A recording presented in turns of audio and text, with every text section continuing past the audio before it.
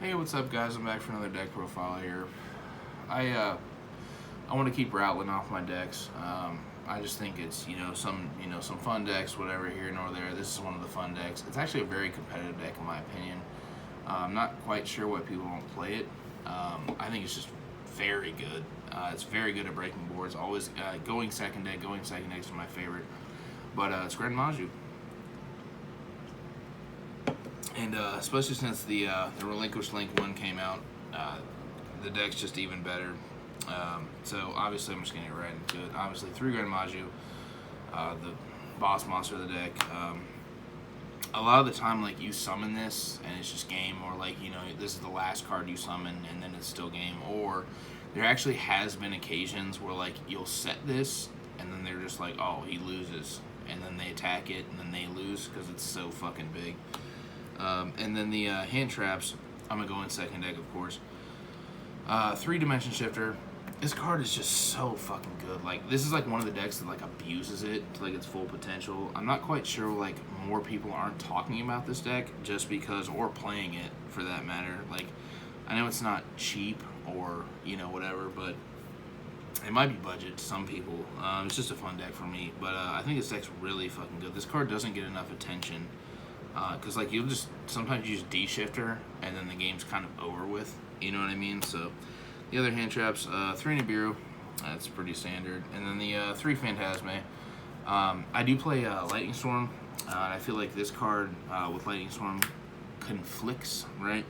So like depending on the matchup, you'll Phantasme them and then reshuffle it in the Lightning Storm, or fix your hand or whatever. You can draw a Gren Maju at some point. I think that's like the best ratio for hand traps. And then obviously the 3 Gizmek. This is probably the best card outside of Gren Maju and D-Shifter in the deck, in my opinion.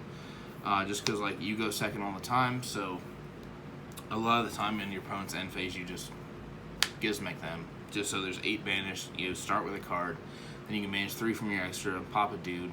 Whatever, especially against like Salad, this is probably a very good matchup for Salad, which I played against much today, or even Eldritch, I think. And then there's this card, the Eater of Millions. This card, the Relinquished Link 1. This card does so much for the deck. Like, a lot of the time, like, you don't even need to draw Gren Maju. A lot of the time, it's just like Danger Turbo, etc. You know what I mean? And sorry, I've been sipping, dude. But yeah, so like Eater of Millions is just, this card's just insane. And then for the Danger Engine, obviously the 3 Bigfoot, the 3 Thunderbird, the 1 Jackalope, 1 Nessie, 1 Sneck. This engine's so crazy. Like, a lot of the times, like, you can just win with this engine. It's weird. I know it sounds weird, but the rank 8s and stuff, like, just put in so much work. The discard stuff you play, like I play. It's like a turbo build almost. And then the last monster is the Pinkertops. I actually draw this all the time. A lot of the time too, the BLS Link monster is just very important for this deck. So that's why it's not considered budget. But like that card just puts in work, in my opinion. So for spells, the 1 Foolish Burial. This card gets you Gizmek, so you play 4 Gizmeks. I was toying around with like a small Orcus engine because I was playing like a couple Nightmares, because like you would,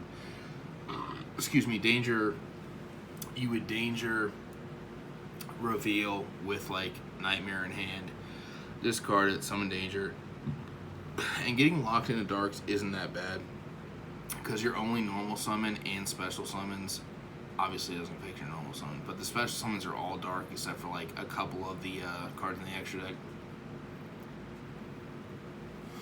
And like Foolish Burial, and then 3 Pot Desires. This card's the best card, the best spell in the deck. You don't even need it to resolve. You just play it because it banishes 10. So like the Gren Maju goes to 10k, or sorry, Jesus, not 10k, 4k. And then, along with the Gizmek, the other stuff like this card, the Allure, Lure of Darkness, it just, it gets the buffs. And then for the other draw spell, 3 trade-ins. There's so many level 8s in the deck that it's just like, you know, Thunderbird, the Bigfoot, the Gizmek, you know what I mean? It's just very good. And then the other card for going second, breaking boards, is the Super Poly. I feel like this card, it stayed at 3 and then just kind of fell out. I'm not kind of sure why, because like it beats a lot of decks. Like it beats everything, like except for like it doesn't beat Lich, but it beats pretty much, it kind of topples Rock a lot of the time depending on what their board is. And then the last spell card is obviously the 3 Lightning Storms, so that's why it's, you know, not budget or whatever. And I'm just gonna go in the extra deck real quick. It's kind of what you want to play, but once again, this is what's worked out for me. So the Relinquished Link 1, the main things about this card is it makes your bad matchups better. Like I played against True Draco today. They summoned Dude in the wrong column, took it, and then I OTK'd him with the dangers and stuff, and he just couldn't play. So, and then the 1 Link Rebo. For Link 2s, we got the Nightmare Phoenix, the IP. The IP and the IP mainly is for when they make you go first. Just so you have like a disruption or whatever, because you can discard for the Unicorn, and you can discard a danger, and then it shuffles 1 and pops 1 or whatever you want, you know, whatever. And then the Blacklist Soldier Link monster. I know this card's mad expensive right now, but like this card really just, it makes the deck. Like I can't tell you how many times like this has just won the game by itself. Like you don't even need Gren Maju. This is like the 4th Gren Maju in my opinion, just because like people just can't out it. Like it's crazy. And then obviously the Super Poly. So we play the Super Poly targets.